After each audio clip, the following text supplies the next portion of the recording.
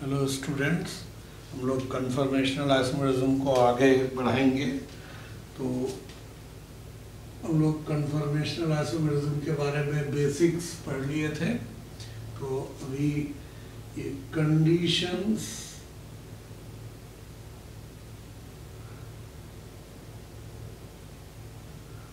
To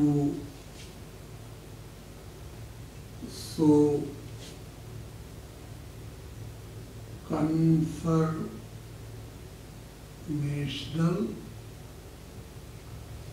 isomerism.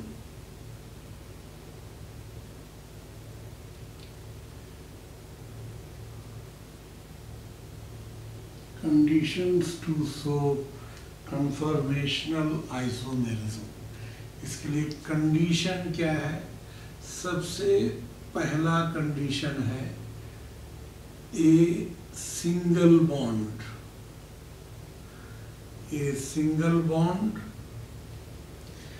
between two polyvalent atoms,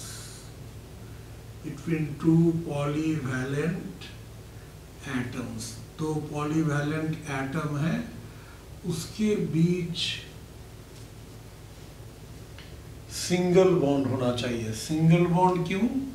अगर दो polyvalent atom है तो उसमें A और B मान लेते हैं, या A और A ये दोनों ये पॉलीवैलेंट है और सिंगल बॉन्ड है।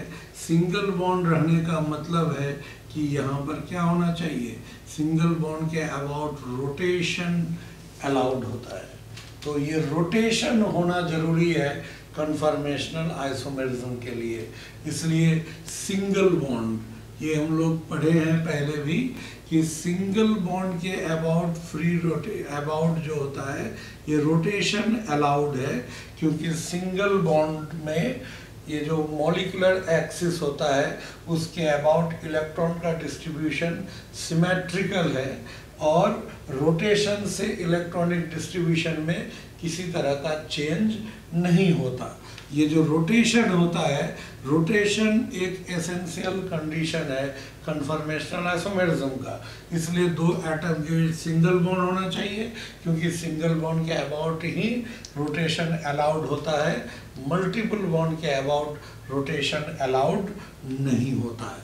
यानी कि अगर इस तरह से मल्टीपल बॉन्ड है तो यहाँ पर और इधर अगर कोई भी और, तो ये मल्टीपल बॉन्ड है, यहाँ नहीं होगा। सिंगल बॉन्ड है तो हो जाएगा। ये रोटेशन सिंगल बॉन्ड के अबाउट कंटिन्यू होता रहता है। उसका रीजन क्या है? एक हम लोग पढ़ेंगे कि स्टैटिक स्ट्रेन है। स्टैटिक मतलब अगर रोटेशन नहीं हो तो इसके बॉन्ड पेयर और इसके बॉन्ड पेयर के बीच रिपल्सन, और ये जो ग्रुप होगा, यहाँ ग्रुप होगा, वो ग्रुप अगर बल्कि हो तो उसके बीच भान डर वाल रिपल्सन भी होता है। अगर ये रोटेट नहीं करे तो वो स्ट्रेन काम करेगा। उस स्ट्रेन को जब रुका हुआ रहे तब जब ये स्ट्रेन होता है उसको स्टैटिक स्ट्रेन कहते हैं। और उस स्ट्रेन को कम करने के लिए या उसको चेंज करने के लिए ये रोटेट होता रहता है। तो ये जो रोटेशन होगा, रोटेशन सिंगल बॉन्ड के अबाउट अलाउड है, मल्टीपल बॉन्ड के अबाउट अलाउड नहीं है। इसीलिए सिंगल बॉन्ड होना जरूरी है। और दूसरा कि ये जो हम लोग पॉलीवैलेंट एटम लिए हैं तो इसमें ये मॉलिक्यूल जो हम लोग कह सकते हैं, ये molecule must not be linear, ये लीनियर नहीं होना चाहिए। अगर मान लेते हैं सिंगल बॉन्ड है A और A के बीच और ये यहाँ लीनियर है, इधर कोई भी एटम है H और H और ये लीनियर है, तो लीनियर होने पर भी यहाँ जो रोटेशन होगा, रोटेशन से कोई नया अरेंजमेंट, नया मॉलिक्यूलर अरेंजमेंट, नया स्पेशल अरेंजमेंट डेवलप नहीं होगा। कि लीनियर है, रोटेट होगा तो लीनियर ही रहेगा, कोई नया स्पेशल अरेंजमेंट डेवलप नहीं करेगा। इसीलिए इसमें जो लीनियर मॉलिक्यूल होगा वहाँ पर ये नहीं हो सकता।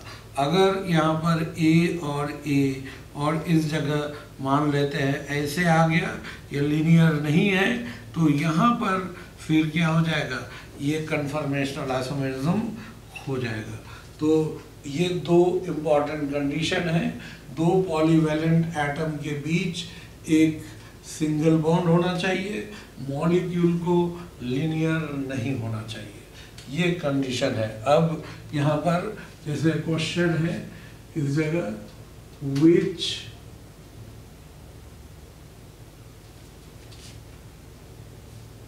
will so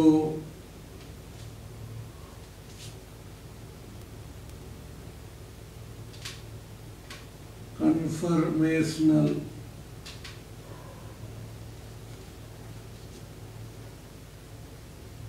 आइसोमेरिज्म, कौन कन्फर्मेशनल आइसोमेरिज्म शो करेगा। अब जैसे पहला है, अगर हम लोग लेते हैं यहाँ पे H2O, तो ये शो करेगा या नहीं। तो क्या कंडीशन है, single bond between two polyvalent atom, तो यानी पॉलीवैलेंट एटम कम से कम दो तो होना चाहिए।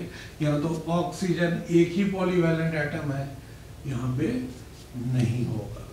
अगर हम लोग दूसरा यहाँ पर लेते हैं इस जगह, जैसे HCH डबल बॉन्ड O, तो यहाँ पॉलीवैलेंट एटम दो है, लेकिन दोनों के बीच यहाँ सिंगल बॉन्ड नहीं है, डबल बॉन्ड है, तो यहाँ तो नहीं होगा। हम लोग थर्ड यहाँ लेते हैं CH4, CH4 में भी तो पॉलीवैलेंट एटम एक ही है, तो यहाँ भी नहीं होगा। अब अगर हम लोग लेते हैं यहाँ पर C2H6, तो C2H6 में क्या होता है कि यहाँ इसका स्ट्रक्चर जो होगा C, यहाँ पर H, ये H, ये H, यहाँ पर H, ये H और ये H, तो क्या हो जाएगा, यहाँ पर दो पॉलीवैलेंट एटम के बीच सिंगल बॉन्ड भी है, और ये इसके साथ जो H है, ये कोई भी दो के बीच का एंगल 109 डिग्री एंड 28 मिनट है, कोई भी इसके बीच या इसके बीच, इस वजह से ये लीनियर तो नहीं है। तो पहला कंडीशन वो फुलफिल कर रहा है कि दो पॉलीवैलेंट एटम के सिंगल बॉन्ड है, मॉलिक्यूल लीनियर भी नहीं है, मतलब ये शो करेगा। हम लोग कह सकते हैं ethane is the smallest alkane that is able to show conformational isomerism. Ethane से आगे अब कोई भी एल्केन हो वो शो करना चाहिए। अब जैसे हम लोग लेते हैं प्रोपेन, तो प्रोपेन भी शो करेगा, यहाँ पर चाहे ये बॉन्ड लें या ये बॉन्ड लें, ये प्रोपेन। उसी तरह से यहाँ पर ब्यूटेन, तो अब कोई भी एल्केन आगे शो करेगा, मीथेन को छोड़कर सारे एल्केन में कन्फर्मेशनल आइसोमेरिज्म होगा। हम लोगों को इथेन, प्रोपेन और ब्यूटेन का सिलेबस में है, उसके बारे में पढ़ना है। अब हम लोग अगर लेते हैं यहाँ CH2 डबल बॉन्ड CH2, ये शो करेगा, तो दो पॉलीवैलेंट एटम के बीच मल्टीपल बॉन्ड, ये शो नहीं करेगा। अब अगर हम लोग यहाँ पर लेते हैं इस जगह, जैसे CH3 और CH डबल बॉन्ड CH2, तो ये शो करेगा या नहीं। तो यहाँ पर इस जगह क्या होगा कि जैसे दो पॉलीवैलेंट एटम के बीच सिंगल बॉन्ड, तो यहाँ CH ऐसे है, और इधर का कार्बन का हाइब्रिडाइजेशन sp2 ऐसे C, तो यहाँ क्या होगा, इस बॉन्ड के अबाउट तो होगा नहीं, यहाँ मल्टीपल बॉन्ड है, लेकिन यहाँ सिंगल बॉन्ड है, इसके अबाउट होगा, और मॉलिक्यूल लीनियर नहीं है, तो यहाँ पर ये कन्फर्मेशनल आइसोमेरिज्म होगा। इसमें ये CH3OH ये शो करेगा या नहीं। तो दो पॉलीवैलेंट एटम है, यहाँ पर कार्बन, हाइड्रोजन, ये 3, और यहाँ पर OH, तो O के पास तो दो लोन पेयर है, और इसलिए इसका भी हाइब्रिडाइजेशन sp3, तो लीनियर तो होगा ही नहीं। तो लीनियर तो यहाँ पे इस तरह से क्या हो जाएगा, दो पॉलीवैलेंट के बीच सिंगल बॉन्ड है, लीनियर नहीं है, मतलब ये शो करेगा। यहाँ पर एल्केन है, तुमने बताया था मिथेन छोड़कर कोई भी एल्केन शो करेगा। यहाँ पर तो NH2 ऐसे ये, और यहाँ लोन पेयर, फिर O और H, इसमें दो लोन पेयर होता है। तो इस वजह से दो पॉलीवैलेंट के बीच सिंगल बॉन्ड भी है और मॉलिक्यूल लिनियर भी नहीं है, मतलब ये शो करेगा। यहाँ पर ये जो होगा CH यहाँ पर और इधर Cl, दो ये जो है मोनोवैलेंट है, तो दो पॉलीवैलेंट एटम है ही नहीं, यहाँ तो नहीं होगा। फिर यहाँ पर दो पॉलीवैलेंट इन दोनों के बीच हो जाएगा। यहाँ पे इसमें शो करेगा या नहीं, तो ये तो मल्टीपल बॉन्ड है, लेकिन यहाँ सिंगल बॉन्ड है दो कार्बन के बीच, और ये लीनियर भी नहीं है क्योंकि ये sp2 हाइब्रिडाइज्ड है और ये sp3 है। तो इसके अबाउट भी होगा, इसके अबाउट भी होगा, तो यहाँ शो होगा। अब यहाँ पर इसके अबाउट तो होगा नहीं। अब ये जो सिंगल बॉन्ड है दो पॉलीवैलेंट एटम के बीच, यहाँ तो होगा, लेकिन इधर वाला क्या है, C इधर H है और यहाँ पर इधर C ट्रिपल बॉन्ड CH, ये वाला पोर्शन जो लीनियर है, इस लीनियर के वजह से क्या होगा, यहाँ अगर रोटेट भी करेंगे तो हम लोग को कोई नया स्पेशल अरेंजमेंट नहीं मिलेगा, इसलिए यहाँ तो होगा नहीं। इसमें भी पूरा मॉलिक्यूल लीनियर है, नहीं होगा। यहाँ पर ये सिंगल बॉन्ड के अबाउट यही दो पॉलीवैलेंट एटम के बीच सिंगल बॉन्ड है, तो फिर इसके बाद इधर लीनियर पोर्शन है, ये लीनियर है, इसलिए यहाँ पर भी नहीं होगा। ये CH3NH2, तो यहाँ पर CH3 ये इस तरह से, और N यहाँ पर है, तो इसके साथ एक लोन पेयर, तो दो हाइड्रोजन ऐसे होगा। तो इस वजह से ये भी लीनियर नहीं है, और यहाँ दो पॉलीवैलेंट एटम के सिंगल बॉन्ड यहाँ होगा, यानी कि ये तो शो कर सकता है इस जगह पे। यहाँ इसके अबाउट भी होगा, इसके अबाउट भी होगा, इसके अबाउट भी होगा, इसलिए यहाँ पॉसिबल है। यहाँ पर ये CH3 है, इस जगह CH3 तो इसके अबाउट भी होगा, इसके अबाउट भी होगा, यहाँ सिंगल बॉन्ड है, इसके अबाउट भी होगा। ये 3 मेंबर्ड रिंग में नहीं होता है, रिंग का एक स्पेशल केस है। हम लोग पहले ओपन चेन के बाद फिर रिंग चेन के लिए अलग से स्टडी करेंगे। तो वहाँ 3 मेंबर्ड रिंग में हाईली स्ट्रेन, और यहाँ पर कन्फर्मेशन नहीं होता है। 6 मेंबर्ड में होगा, यानी कि इन सब में ये कन्फर्मेशनल आइसोमेरिज्म होगा। तो ये वह कन्फर्मेशनल आइसोमेरिज्म कहाँ होगा और कहाँ नहीं होगा। अब है रिप्रेजेंटेशन ऑफ कन्फर्मेशनल आइसोमर्स। देखिए कन्फर्मेशनल आइसोमर्स जो होता है वो 3 डायमेंशनल होता है, और 3D मॉलिक्यूल को हम लोग को एक प्लेन में एक्सप्रेस करना होता है। तो 3D मॉलिक्यूल को एक प्लेन में एक्सप्रेस करना डिफ़िकल्ट है। जैसे अगर हम लोग एक प्लेन में किसी मॉलिक्यूल को रखते हैं, जैसे ये 3D मॉलिक्यूल है, इस तरह से ये 3D मॉलिक्यूल है। अब इस मॉलिक्यूल को हम लोग को प्लेन में रखना है, तो प्लेन में तो यह रहेगा ही नहीं इस जगह। तो क्या होता है, 3D मॉलिक्यूल को प्लेन में एक्सप्रेस करने के लिए, प्लेन में रिप्रेजेंट करने के लिए खास तरह का टेक्निक अपनाया जाता है ना। जैसे हम लोग होता है ना कि कोई ड्राइंग करना है, तो एक मोटी किताब का ड्राइंग बनाना है, तो एक पेज पे बनाना है, तो पेज तो प्लेनर है और उसमें बुक को ड्राइंग करना है और उसमें 3D लुक आना चाहिए। तो क्या होगा कि उसमें 3D लुक प्रोवाइड करने के लिए हम लोग खास तरीके से उसको सर्टेन एंगल में बुक का डायग्राम बनाते हैं ताकि उसमें 3D लुक आ जाए। उसी तरह से एक टेबल का अगर डायग्राम बनाना है तो हमें जैसे टेबल का 4 लेग है, चारों इक्वल साइज का है, लेकिन अगर हम लोग एक पेज पे 4 इक्वल साइज का लेग बनाकर अगर टेबल बनाएं तो वो किसी भी साइड से टेबल जैसा दिखेगा नहीं।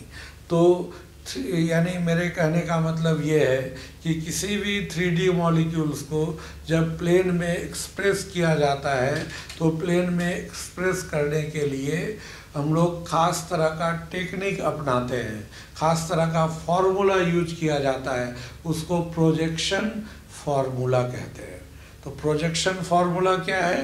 The formula used to represent any 3D molecule on a plane in such a way that it will have a 3D look। मतलब रखेंगे प्लेन में, फिर भी इसमें 3D लुक आना चाहिए, 3D लुक स्पष्ट होना चाहिए। इसके लिए कुछ रूल्स है, कुछ डेविएशंस है, वो हम लोग को फॉलो करना होता है।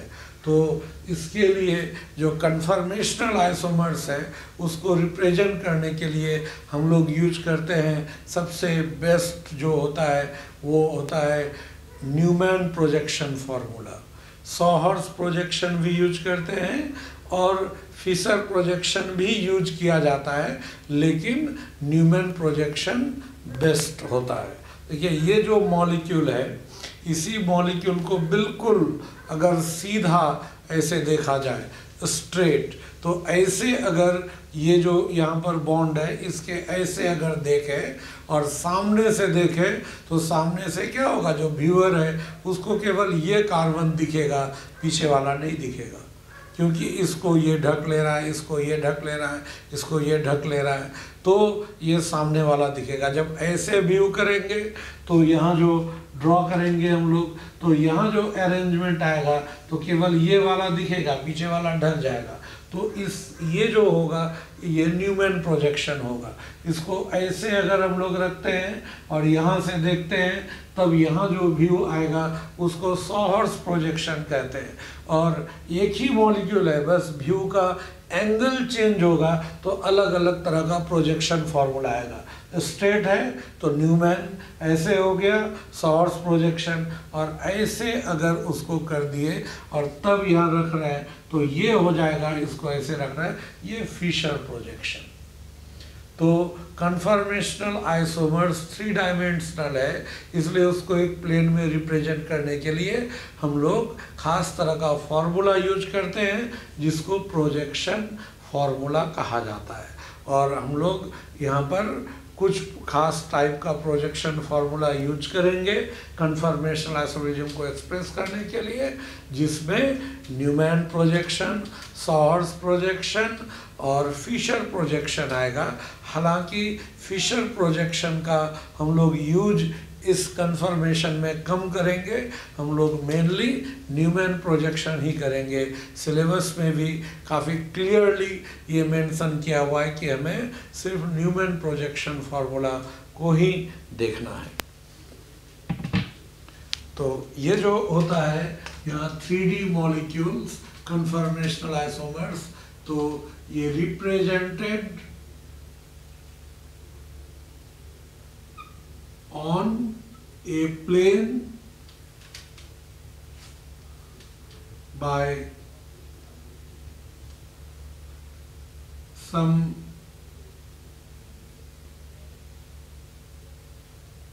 projection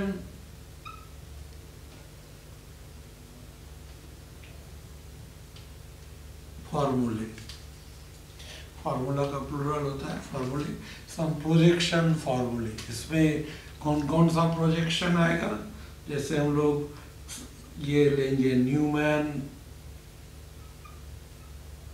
प्रोजेक्शन फार्मूला, दूसरा होगा ये सॉहर्स प्रोजेक्शन फार्मूला, और तीसरा ये फिशर प्रोजेक्शन फार्मूला।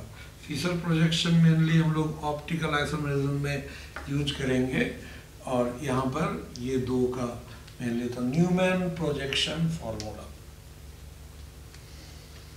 तो पहला हम लोग लेते हैं ये न्यूमैन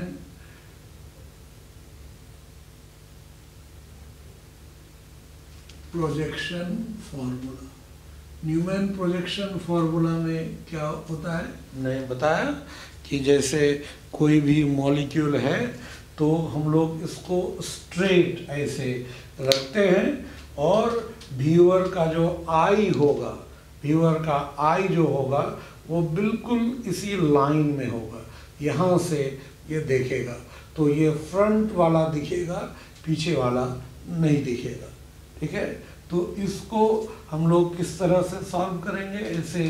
तो एक फ्रंट कार्बन हुआ व्यूअर के रेस्पेक्ट पे, जैसे आप व्यूअर हैं तो आपके लिए ये फ्रंट कार्बन हुआ, ये रियर कार्बन पीछे वाला कार्बन। तो इसमें फ्रंट कार्बन और एक रियर, ये फ्रंट एटम और एक रियर एटम हुआ। तो फ्रंट एटम को एक हम लोग, फ्रंट एटम जो होता है उसको हम लोग एक, फ्रंट एटम जो होगा उसको हम लोग एक डॉट से रिप्रेजेंट करेंगे। फ्रंट कार्बन ये एक डॉट से, ये जो होगा इसमें ये फ्रंट कार्बन और डॉट से रिप्रेजेंट करेंगे। और इसमें कितने एटम होते हैं, इसके साथ 3 जुटा हुआ है। देखिए ये जो तीनों जुटा हुआ है ये 3 बॉन्ड है, सबके बीच का एंगल कितना है 109 डिग्री एंड 28 मिनट। लेकिन इसको प्लेन में रखना है, हमने बताया था 3D मॉलिक्यूल को प्लेन में रखने पर कुछ डेविएशंस करना होता है। तो तीनों का तो इक्वल एंगल है और यहाँ से दिखेगा यही, और ये 3 बॉन्ड देना है तो तीनों के बीच वहाँ एंगल कितना आ जाएगा 120 का। लेकिन एक्चुअली वो एंगल कितना होता है 109 डिग्री 28 मिनट का। तो ये फ्रंट को हम लोग एक डॉट से और उसके साथ ये 3 बॉन्ड, ऐसे तीनों बॉन्ड हम लोग दे देंगे। और ये 3 बॉन्ड जो होगा ये यहाँ पर, ये तीनों के बीच का एंगल यहाँ पर कितना हो जाएगा, ये 120 होगा, ये डेविएशन हो गया, यहाँ भी 120 होगा, जो एक्चुअली यहाँ पर होता है 109 डिग्री 28 मिनट। लेकिन जब रिप्रेजेंट करते हैं प्रोजेक्शन फार्मूला में ये 120 का हो जाएगा। This is the front carbon, ये फ्रंट कार्बन एटम हो गया। और रियर कार्बन को कैसे हम लोग रिप्रेजेंट करेंगे, तो रियर कार्बन को ये इस तरह से एक सर्कल से रिप्रेजेंट करेंगे, पीछे वाले कार्बन को एक सर्कल से। और इस सर्कल पीछे वाले कार्बन के साथ भी तो 3 बॉन्ड जुटा हुआ है, अगर कार्बन है तो 3 जुटा हुआ होगा। तो 3 अगर है तो यहाँ क्या करना पड़ेगा, इस 3 में यहाँ पे एक जो तीनों बॉन्ड जो होगा वो इस सर्कल के बाहर ड्रॉ करना है। लेकिन ध्यान रहे ऐसा प्रतीत हो कि उसका सेंटर से ही वो तीनों निकल रहा है, और उन तीनों के बीच का एंगल भी क्या होना चाहिए इस तरह से, फिर ऐसे यहाँ पर, और ये भी एंगल 120 का ही होना चाहिए। ये जो होगा this is rear carbon atom. हालांकि ये समझाने के लिए हम लोगों ने दोनों को अलग अलग लिखा है, लेकिन अलग अलग नहीं, ये दोनों तो जुड़ा हुआ रहता है।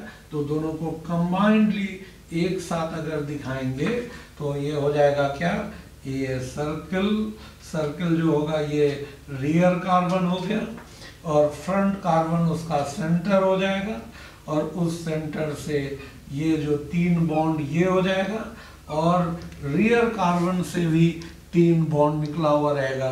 तो वो अगर ठीक इसके पीछे है, मतलब ऐसा हम लोग ले लिए अगर इस टाइप से, ये जो मॉलिक्यूल अगर लिया गया तो यहाँ पर इस जगह इसके ठीक पीछे अगर हम लोग लेते हैं, ठीक पीछे है तो यहाँ ठीक इसके पीछे देना पड़ेगा, और ऐसे घुमाएंगे तो थोड़ा अलग भी हो सकता है। तो मतलब ये अगर ठीक पीछे है तो उसको इसके ठीक एकदम बगल में ऐसे सटा कर देंगे, फिर यहाँ पर ऐसे हो जाएगा और यहाँ इस तरह से ऐसे सटा दिया जाएगा। हालांकि ये रोटेट तो हो सकता है, इसलिए इसको रोटेट करके हम लोग ऐसा भी बना सकते हैं कि फ्रंट को हम लोग फिक्स रखें और ये थोड़ा रोटेट कर दिए, उतना से ये भी रोटेट हो जाएगा, ये भी रोटेट हो जाएगा। उसी तरह से और अगर रोटेट करें तो क्या हो जाएगा, फ्रंट को अगर हम लोग सेम रखें तो ये रोटेट करेंगे, ये इधर, ये इस साइड, ये इस साइड, ऐसे ये रोटेट होता जाएगा। ये अलग अलग स्ट्रक्चर हुआ, तो इसको हम लोग कहेंगे न्यूमैन प्रोजेक्शन फार्मूला। ये न्यूमैन प्रोजेक्शन फार्मूला हुआ। अब कुछ मॉलिक्यूल जिसका न्यूमैन प्रोजेक्शन हम लोग किस तरह से ड्रॉ कर सकते हैं। जैसे हम लोग को अगर न्यूमैन प्रोजेक्शन लेते हैं, जैसे ये पहला एग्जाम्पल, ये CH3CH3 का, तो रोटेशन तो इसी के अलोंग लेना होगा। तो इसके अलोंग रोटेशन तो क्या होना चाहिए, फ्रंट कार्बन अगर हम लोग इसको मान लेते हैं तो ये कार्बन, उसके साथ 3 हाइड्रोजन, तो ये 3 हाइड्रोजन यहाँ पर ऐसे होगा, 3 हाइड्रोजन, और रियर कार्बन के साथ भी क्या है, 3 हाइड्रोजन ही है, तो यहाँ पर भी हाइड्रोजन, और ये हाइड्रोजन, और यहाँ भी हाइड्रोजन, ये ले सकते हैं। या इसी को रोटेट करेंगे तो इसका अलग अलग फॉर्म ये इस तरह से ऐसे लिया जा सकता है। फ्रंट को अगर सेम हम लोग रखें तो ये थोड़ा सा रोटेट किए तो ऐसे एच यहाँ पे ऐसे होगा, या फिर हम लोग और अगर रोटेट करें तो फ्रंट को फिक्स रख देते हैं ये सुविधा के लिए। ऐसे रोटेशन दोनों में से किसी का भी हो सकता है, या दोनों का एक साथ रोटेशन हो सकता है। और याद रहे, रोटेशन में क्या चेंज होता है, रोटेशन अगर होगा तो रोटेशन से अगर 2 एटम के बीच रोटेशन होगा तो रोटेशन होने से यहाँ पर ये लेंथ में कोई बदलाव हो रहा है, कोई चेंज नहीं होगा।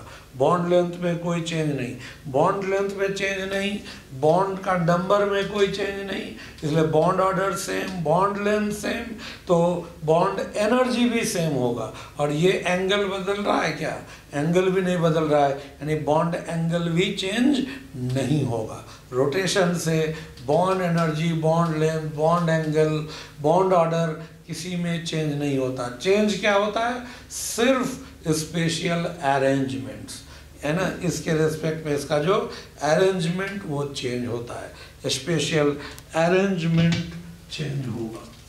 तो ये यहाँ पर इसका हम लोग लिए ठीक उसी तरह से अगर हम लोग को ड्रॉ करना हो, जैसे मान लीजिए CH3 और फिर CH2CH3, तो यहाँ तो 2-2 सिंगल बॉन्ड के अमाउंट होगा, तो हम लोग को किसी एक को कंसिडर करना है। तो इसको अगर लेते हैं तो ये फ्रंट कार्बन, ये बैक अगर ले तो क्या हो जाएगा, या इसको हम लोग यहाँ पर अगर दोनों में से कोई एक, जैसे ये अल्फा ये बीटा, तो ये अल्फा फ्रंट ये बीटा हो गया। तो यहाँ पर हम लोग ले रहे हैं, मान लीजिए इसको अल्फा इसको बीटा, तो अल्फा फ्रंट हो गया और उसके साथ ये 3 बॉन्ड होगा, और उसके ये 3 बॉन्ड में कौन, अल्फा के साथ 2 हाइड्रोजन है और एक मिथाइल है, मिथाइल यहाँ रख दिए, और फिर उसके साथ यहाँ पर इसमें क्या हो जाएगा, इसके साथ यहाँ पर ये जो अल्फा हो गया, ये पीछे वाला बीटा, बीटा के साथ क्या 3 हाइड्रोजन, तो यहाँ हाइड्रोजन, यहाँ हाइड्रोजन, यहाँ भी हाइड्रोजन हो गया। और इसी तरह से इसमें रोटेट करते हुए अलग अलग स्ट्रक्चर ड्रॉ किया जा सकता है। अब हम लोग लेते हैं, जैसे मान लीजिए CH3 और NH2, इसका ड्रॉ करना होगा। तो यहाँ क्या करना है कि जब कार्बन के साथ दूसरा कोई और एटम होगा और जिसके पास एक लोन पेयर है, तो हम लोग कोशिश करेंगे ऐसे कंडीशन में हमेशा जो अदर देन कार्बन है उसको फ्रंट में रखने का, यानी कार्बन पीछे, और फ्रंट में हो जाएगा नाइट्रोजन। नाइट्रोजन के साथ देखिए 2 हाइड्रोजन है और 1 लोन पेयर है, तो ये ऑर्बिटल यहाँ लोन पेयर हो जाएगा। और पीछे जो कार्बन है उसके साथ 3 हाइड्रोजन है, तो ये कहीं भी हम लोग दे सकते हैं इस तरह से। उसके बीच भी 120 का एंगल, तो ये हाइड्रोजन ऐसे हम लोग ड्रॉ कर सकते हैं। ये एंगल चेंज होगा, इसको यहाँ भी ले सकते हैं, यहाँ भी, कहीं भी इस बीच में लिया जा सकता है। तो ये उसी तरह से हम लोग फिर अगर मान लीजिए ड्रॉ करते हैं,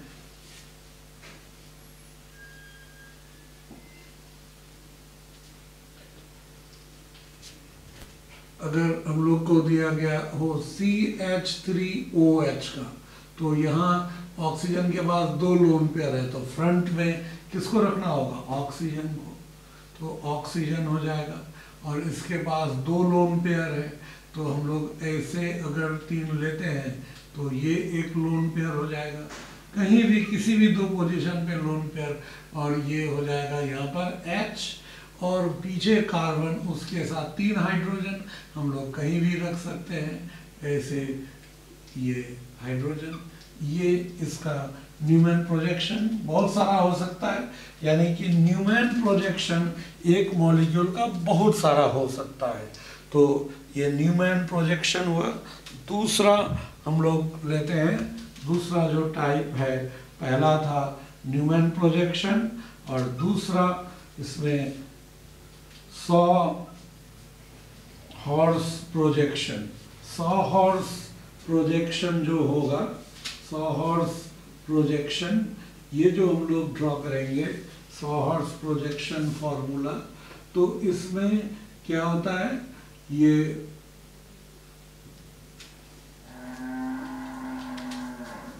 सॉ हॉर्स प्रोजेक्शन फॉर्मूला, इसमें क्या होता है कि यहाँ पर जैसे 2 कार्बन जिन दोनों के बीच रोटेशन अलाउड है, उसमें एक ये इस तरह से एक ऑब्लिक स्लैंटिंग लाइन, यानी तिरछा एक लाइन ऐसे खींचते हैं, स्लैंटेड लाइन, ये तिरछा एक लाइन लेते हैं, और इसमें ऐसे खींचा गया, इसलिए इधर वाला जो लेफ्ट साइड वाला होगा ये फ्रंट कार्बन होगा, और ये जो होगा रियर कार्बन होगा, है ना। ऐसे खींच रहे हैं तो नज़दीक कौन आया? ये वाला, इसलिए ये नियर कार्बन, ये फार्दर कार्बन, है ना। ये नियर कार्बन, ये फार्दर कार्बन हुआ। अब इसके साथ 3 बॉन्ड होगा, तो 3 बॉन्ड बना दीजिए, और ये 3 बॉन्ड के बीच यहाँ पर इस तरह से ये टेट्राहेड्रल अरेंजमेंट जैसा दिखना चाहिए, ऐसे हम लोग बनाएंगे। तो यहाँ भी 3 बॉन्ड होगा, तो इस जगह जनरली रूल है क्या, ये है तो उसका पैरेलल ऐसे खींच दीजिए, फिर इसका एक पैरेलल हो जाएगा, फिर इसका एक पैरेलल हो जाएगा, ऐसा ले सकते हैं। या हम लोग इस तरह से भी कि ऐसे ये स्लैंटेड लाइन, और यहाँ पर एक इस तरह से लिए तो इसका पैरेलल तो ऐसे भी होगा, एक ऐसे लाइन लिए उसका पैरेलल यहाँ पर क्या हो जाएगा, इस तरह से होगा, फिर एक लाइन इस तरह से, उसका पैरेलल ये। तो ये जो अलग, ये सॉ हॉर्स प्रोजेक्शन, इसमें क्या होता है, मॉलिक्यूल को ऐसे हम लोग रखते हैं और इस साइड से उसका व्यू देखते हैं, तो बिल्कुल इस तरह से दिखेगा। यहाँ दोनों कार्बन दिख रहा है जिसके अबाउट रोटेशन कंसीडर कर रहे हैं, और हर एक के साथ 3-3 है, वो 3 बॉन्ड यहाँ दिखाया जा रहा है। तो ये एक साइड है, अगर ये रोटेट कर जाए, उल्टा चला जाए, तो ये जो इस तरह का होगा, ये यहाँ पर दिखाया जा रहा है इस तरह से। ये देखिए, इसमें ये बॉन्ड ये हो गया, ये नीचे दोनों, और यहाँ 2 ऊपर है, ये नीचे, इस तरह से दोनों अगर एक तरफ रहेगा तो हम लोग ये वाला, और दोनों ऑपोजिट होगा तो ये वाला, ऐसे हम लोग ये हुआ सॉ हॉर्स प्रोजेक्शन। तो सॉ हॉर्स प्रोजेक्शन हम लोग इस तरह से ड्रॉ करते हैं, सॉ हॉर्स प्रोजेक्शन। और तीसरा इसमें होता है फिशर प्रोजेक्शन। इसमें जो जो एटम्स या ग्रुप्स होंगे तो यहाँ पर वो सभी एटम को पुट कर देंगे तो हम लोग को सॉहॉर्स प्रोजेक्शन फॉर्मूला मिल जाएगा।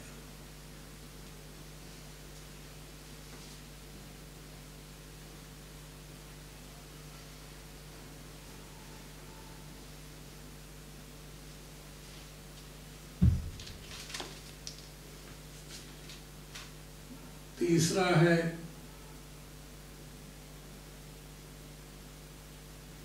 Fisher projection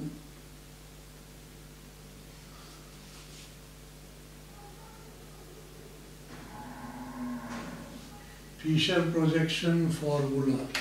Fisher projection formula में इसमें हमने बताया था कि मॉलिक्यूल को ऐसे हम लोग रखते हैं और ऐसे सीधा खड़ा कर देंगे स्ट्रेट ऐसे, तो इसमें क्या होगा, एक होगा यहाँ पर ऐसे अगर खड़ा कर रहे हैं मान लीजिए इस टाइप से, तो क्या हो जाएगा, यहाँ पर इस पे एक इस तरह से हो जाएगा, यहाँ पर इस जगह जो हम लोग ले रहे हैं तो इस तरह से जो इसको लिया गया तो ये एक जो है ये सबसे ऊपर में एक एटम हो जाएगा, एक नीचे, और इधर ऐसे है, यहाँ पर एक एटम यहाँ, एक इधर, एक यहाँ, एक यहाँ, ऐसे ये ड्रॉ किया जाता है फिशर प्रोजेक्शन में। तो इस तरह से जो रखा गया तो ये दोनों ऊपर, ये जो एक राइट साइड में रेड, ये येलो लेफ्ट साइड में, इस तरह से ये रखा जाता है। तो इस तरह से ये फिशर प्रोजेक्शन, हालांकि इसका फिशर प्रोजेक्शन का यूज़ हम लोग मेनली करेंगे आगे ऑप्टिकल आइसोमेरिज्म में। तो ये हुआ different type of projection formula use to represent conformational isomers. अब इसके बाद हम लोग लेते हैं एक डाइहेड्रल एंगल।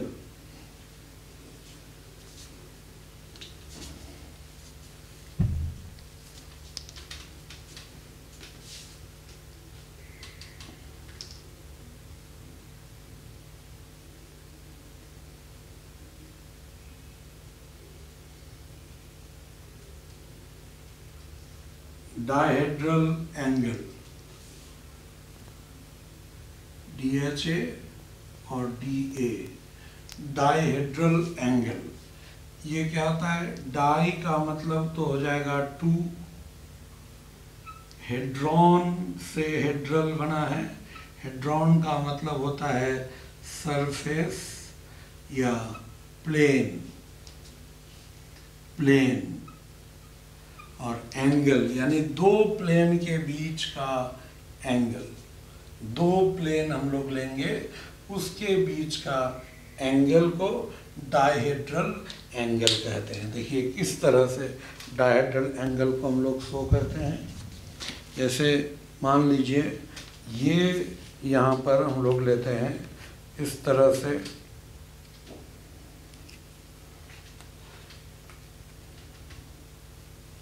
हम लोग इधर जो वाइट है और ये एक एटम, ये कार्बन, ये ऐसे एक प्लेन ले लिए, यहाँ से ऐसे, ये एक प्लेन है, ठीक है, और ये किसके किसके बीच लिए हम लोग, इस जगह ये इधर वाला, और ये जो CH बॉन्ड ऐसे दो प्लेन हुआ, तो ये दोनों प्लेन के बीच का एंगल जो होगा डाइहेड्रल एंगल। एक क्या क्या देखिए, यहाँ पर ये इस जगह जो हम लोग लेंगे, यहाँ पर ये एटम, ये और ये इसके बीच इस तरह से, और वैसा ही इधर एक एटम, ये और ये इसके बीच ऐसे, और एक प्लेन ऐसे, इन दोनों के बीच का एंगल जो होता है वो डाइहेड्रल एंगल होता है। तो डाइहेड्रल एंगल को बेस्ट रिप्रेजेंट किया जाता है न्यूमैन प्रोजेक्शन में। न्यूमैन प्रोजेक्शन में डाइहेड्रल एंगल को रिप्रेजेंट किया जाता है। देखिए कैसे हुआ, ये इस तरह से हम लोग लेंगे कि मान लीजिए ऐसे इस तरह से, ये फ्रंट कार्बन, इसके साथ यहाँ पर हम लोग लिए इस जगह, और यहाँ पर इस जगह पर एक एटम है, मान लीजिए H, यहाँ या इस जगह हम लोग ले लिए A B C, और यहाँ पर इसके ठीक पीछे इधर जो होगा, मान लीजिए थोड़ा सा चेंज किए, यहाँ X, इधर हो जाएगा Y और ये हो जाएगा Z। तो ये जो एंगल होगा, ये एक बॉन्ड और कार्बन कार्बन बॉन्ड ऐसे, और ये प्लेन, ये जो एंगल होता है, ये एंगल, इसी को हम लोग क्या कहते हैं, डायहेड्रल एंगल कहते हैं। ये theta and this theta is dihedral angle, दो सरफेस के बीच का एंगल। इसको बेस्ट न्यूमैन प्रोजेक्शन में ही दिखाया जा सकता है।